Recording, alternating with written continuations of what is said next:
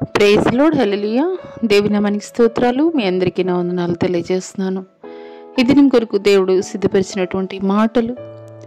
ప్రియ సహోదరి సహోదరుడా, నీవు ఎదుర్కొంటున్నటువంటి ప్రతికూలమైనటువంటి పరిస్థితులను బట్టి నా స్థితిగతులు ఎన్నటికీ మార్చబడవు, నాకున్నటువంటి పరిస్థితులు ఎన్నటికీ మార్చబడవని నీ చుట్టుప్రక్కల వారు, నీ బంధువులు, నీ స్నేహితులు మాట్లాడే మాటలను బట్టి నువ్వు కృంగిపోతున్నావా?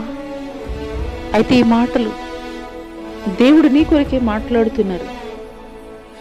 ఆయన నాకు ఆజ్ఞాపించినట్లు నేను ప్రవచింపగా జీవాత్మ వారిలోనికి వచ్చెను. వారు సజీవులై లేచి లెక్కింప శక్యము కాని మహాసైన్యమై నిలిచిరి.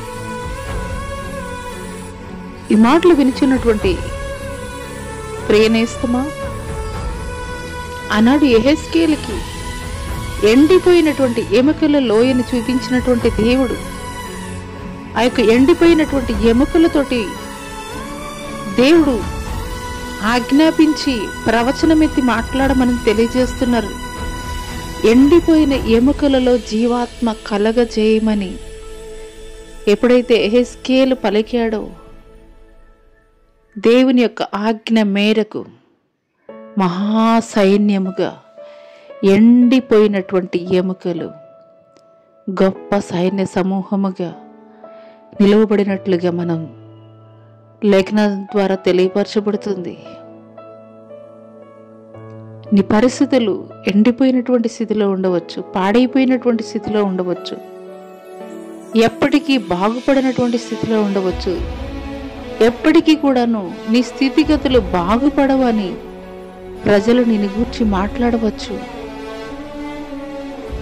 కానీ ఈ మాటలు దేవుడు నా కొరకే మాట్లాడుతున్నారని సంపూర్ణమైనటువంటి విశ్వాసం నీవు కలిగి ఉన్నట్లయితే, ఆనాడు ఇజ్రాయేలీయుల యొక్క జీవితాన్ని ఈ రీతిగా నేను మార్చబోతున్నానని ఎండిపోయినటువంటి ఎముకలు యెహెజ్కేలు ప్రవచనమెత్తి పలికిన మీదట ఏ రీతిగా మహాసైన్యముగా మారిందో అదే రీతిగా ఇజ్రాయేలుకి నేను జరిగించబోతున్నానని దేవుడు తెలియపరిచాడు.